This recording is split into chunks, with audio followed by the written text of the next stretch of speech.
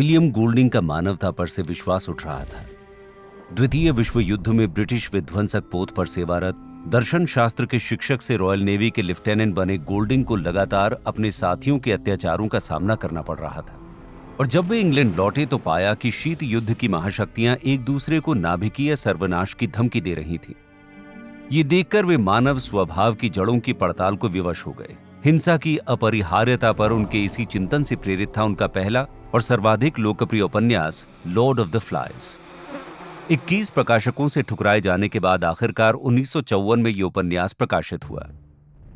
इसका शीर्षक बिएल्ज़ेबब से लिया गया है, जिसका संबंध अभिमान और युद्ध से है। गोल्डिंग के उपन्यास के केंद्र में अधिकांशतः यही दोनों विषय हैं। ये उपन्यास क्लासिक आइलैंड एडवेंचर पर एक खुला व्यंग्य था, जो लोकप्रिय कथा शैली थी, जिसमें युवा लड़कों का जहाज अनजान द्वीपों पर दुर्घटनाग्रस्त होने पर वे फंस जाते हैं। इन कथाओं में नायक अपने नए परिवेश से उत्पन्न खतरों को हराते हुए प्रकृति पर काबू करने में सफल रहते हैं। इस कथा शैली में उस समय की कई ब्रिटिश रचनाओं में मिलने वाली समस्याजनक उपनिवेशवादी कथाओं का भी समर्थन होता था, जिनमें वे लड़के द्वीप के मूल निवासियों को अपनी तथाकथित बेहतर ब्रिटिश मान्यताएं सिखाते थे। गोल्डिंग ने तो अपने व्यंग्य में आर.एम. बैलेंटाइन के कोरल आइलैंड के स्थान और चरित्रों के नामों तक का साफ साफ उपयोग किया है। ये उस समय के सबसे लोकप्रिय आइलैंड एडवेंचर उपन्यासों में से एक था। पर जहां बैलेंटाइन के उपन्यास में पाठकों से आनंद, लाभ और असीमित मनोरंजन का वादा किया गया था, वहीं गोल्डिंग के यहाँ अधिक अंधकारमय बातें थी। लॉर्ड ऑफ द फ्लाइज की शुरुआत में लड़के पहले ही आइलैंड पर हैं, पर उनकी बातों से पता चलता है कि उनकी यात्रा कितनी भयंकर थी। एक अस्पष्ट नाभिकीय युद्ध के बीच उनके जहाज को मार गिराया गया था।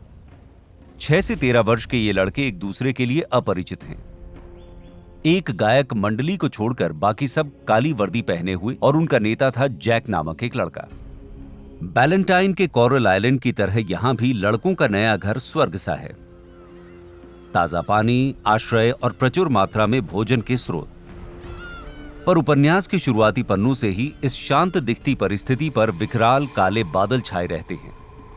लड़कों की परछाइयों की तुलना काले चमगादड़ों से की गई है, और गायक खुद भी पहले समुद्र तट के किनारे बकवास कर रहे कुछ काले लोगों के रूप में प्रकट होती हैं। पहुंचने के कुछ ही घंटों के भीतर लड़कों के बीच जंगल में किसी दुष्ट दानव के होने की खौफनाक अफवाहें तैर रही होती हैं।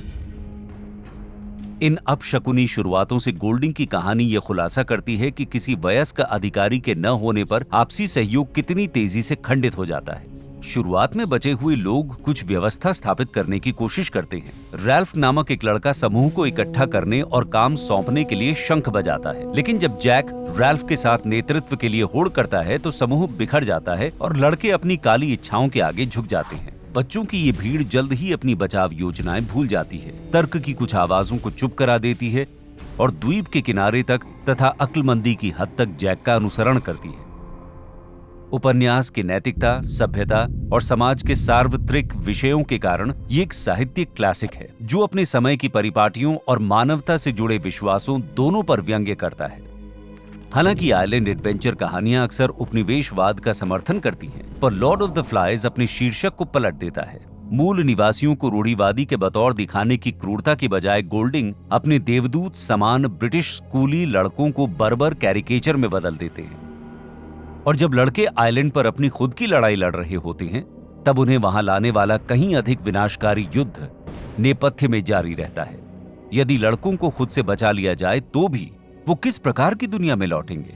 चरित्रों को किसी स्थान या अवधि विशेष से जोड़ने के लिए बहुत ही कम संदर्भ होने के कारण ये उपन्यास सच में समय की सीमाओं से परे लगता है। मानव प्रकृति की सबसे नग्न परीक्षा।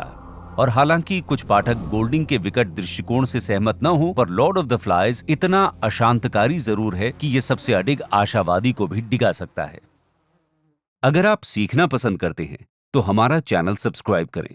हर हफ्ते हम बिल्लियों के अनुसार दुनिया के इतिहास से लेकर बेहतर श्रोता कैसे बने तक हर चीज पर नए वीडियो प्रकाशित करते हैं। जुड़े रहें और जिज्ञासु बने रहें।